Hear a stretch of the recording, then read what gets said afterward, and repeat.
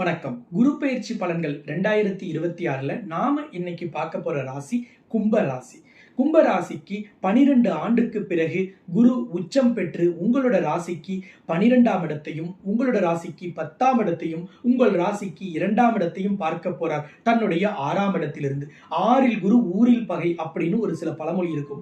ஆனால் குரு மற்ற ராசிக்கு 6ஆம் இடத்தில் வரும் பொழுது தொந்தரவுகளை தருவார். ஆனால் உங்களுக்கு உச்சம் பெற்று அவர் அந்த இடத்தில் அமர்வதால் நிச்சயமாக சிக்கல்களை சரி செய்து தருவார்.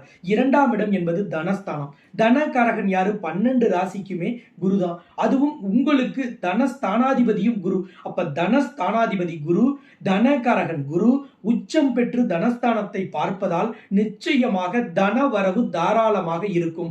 பணமழை பொழியும்னு சொன்னா கூட அது மிகையாகாது. அடுத்தது குரு உங்களுக்கு 11ஆம் இடத்திற்கும் அதிபதி, அதாவது தனுசு ராசிக்கும் அதிபதி.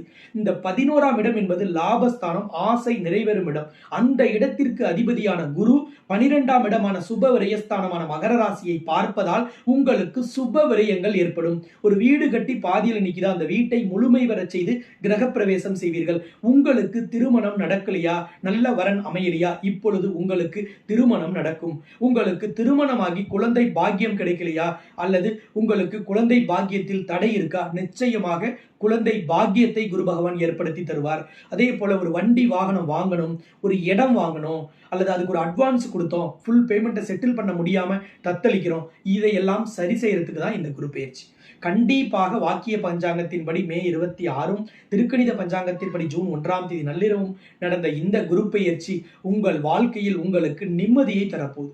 இவ்வளவு நாள் பாதியில் நின்ற பணிகளை முழுமை பெற செய்ய போகுது. பணம் சார்ந்த சிக்கல்கள், நீங்கள் முதலீடு செய்த எந்த பணமாக இருந்தாலும், உதவி செய்த பணமாக இருந்தாலும், கடனாக கைமாத்தாக கொடுத்த பணமாக இருந்தாலும், இது எது வராமல் இருந்தாலும் அதை நீங்கள் இப்பொழுது திரும்ப பெறலாம். உங்கள் முதலீடுகள் இரட்டிப்பாகும். தொழில் வியாபாரத்தில் இருந்த மந்த நிலைமை நீங்கிவிடும். உங்கள் வாழ்க்கையில் 12 ஆண்டுக்கு பிறகு இப்பொழுதுதான் நீங்கள் ஒரு பெரிய அளவிலான பணத்தை கையாள போறீர்கள். உங்களுக்கான பதவி உங்களை தேடி வரும். உங்கள் விருப்பங்கள் நிறைவேறும்.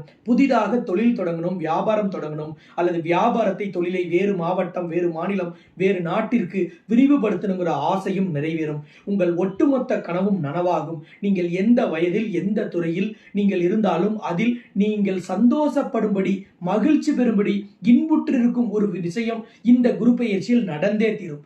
காரணம், 2ஆம் இடத்திற்கும் 11ஆம் இடத்திற்கும் அதிபதியான குரு உச்சம் பெற்று இருப்பதே சிறப்பு. அதிலும் உச்சம் பெற்ற குரு உங்க ராசிக்கு 10ஆம் இடத்தையும், உங்கள் ராசிக்கு 2ஆம் இடத்தையும் பார்ப்பதால் தொழில், வியாபாரம், வேலை எல்லாவற்றிலும் அபரிமிதமான வளர்ச்சி, கரெக்டா சொல்லணும்னா அசுர வளர்ச்சி ஏற்படும்.